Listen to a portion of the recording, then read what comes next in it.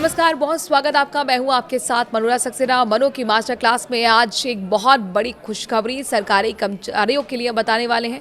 दरअसल प्रधानमंत्री नरेंद्र मोदी की अध्यक्षता में शनिवार को हुई केंद्रीय कैबिनेट की बैठक में केंद्रीय कर्मचारियों के महंगाई भत्ते में 2% की बढ़ोतरी को मंजूरी दे दी गई है। ये बढ़ोतरी 1 जनवरी को 2026 से लागू होगी और इससे कर्मचारी की सैलरी में इजाफा होगा। कैबिनेट ने केंद्रीय कर्मचारी के लिए अतिरिक्त महंगाई भत्ता और पेंशनर्स के लिए महंगाई राहत जारी करने को भी मंजूरी दे दी है। ये बढ़ोतरी मौजूदा 58% की दर से 2% ज़्यादा है, जो महंगाई को असर को कम करने के लिए दी जा रही है। सरकार के मुताबिक डीए और डीआर बढ़ाने से सरकारी खजाने पर सालाना करीब 6,791.24 करोड़ रुपए का अतिरिक्त बोझ पड़ेगा। इस फैसले से लगभग 50 लाख से ज़्यादा केंद्रीय कर्मचारी और 68 लाख से ज़्यादा पेंशनर्स को फायदा मिलेगा। ये बढ़ोतरी 7वें केंद्रीय वेतन आयोग की सिफारिशों के आधार पर तय की गई है, फॉर्मूले के अनुसार की गई हैं। इस फैसले से कर्मचारी की सैलरी में बढ़ोतरी होगी और वहीं दूसरी ओर प्रस्तावित 8वें वेतन आयोग को लेकर भी वेतन संरचना में बड़े बदलाव की मांग तेज हो रही है।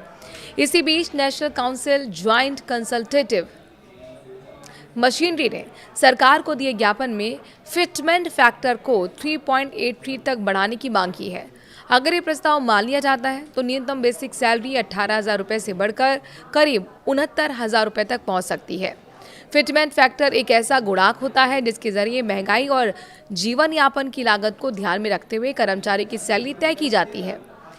NCGCM ने इसके अलावा हर साल 6% वेतन वृद्धि, प्रमोशन पर 2 इंक्रीमेंट और कम से कम 10,000 रुपये का लाभ देने जैसे सुझाव दिए हैं।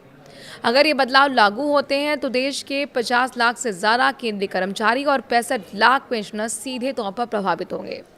महंगाई भत्ता सरकार द्वारा कर्मचारियों को महंगाई के असर से बचाने के लिए दिया जाता है।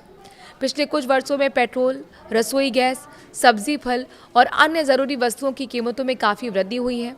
ऐसे में डीए में समय समय पर बढ़ोतरी कर्मचारियों की वास्तविक आय को बनाए रखने में मदद करती है। केंद्रीय कर्मचारी संगठन इस बढ़ोतरी का स्वागत कर रहे हैं, लेकिन वो इसे अपर्याप्त भी मान रहे हैं। कई संगठन कह रहे हैं कि 2% बढ़ोतरी महंगाई की वास्तविक दर के मुकाबले कम है। वे 8वें वेतन आयोग के गठन और फिटमेंट फैक्टर में उल्लेखनीय वृद्धि की मांग लगातार कर रहे हैं। सरकार अब डीए और डीआर की अधिसूचना जल्द जारी करेगी। कर्मचारियों को मार्च या अप्रैल 2026 के वेतन में एरियर के साथ बढ़ा हुआ डीए मिलने की संभावना है। या फैसला केंद्र सरकार के कर्मचारी के लिए एक सकारात्मक कदम है, लेकिन 8वें वेतन आयोग की मांग पूरी होने तक कर्मचारी आंदोलन जारी रखने के संकेत भी दे रहे हैं। महंगाई के इस दौर में 2% डीए बढ़ोतरी छोटी राहत तो है, लेकिन लाखों परिवार के बजट में निश्चित रूप से सुधार लाएगी। अब नजरें 8वें वेतन आयोग और फिटमेंट फैक्टर पर है, जिससे वेतन संरचना में क्रांतिकारी बदलाव आ सकता है।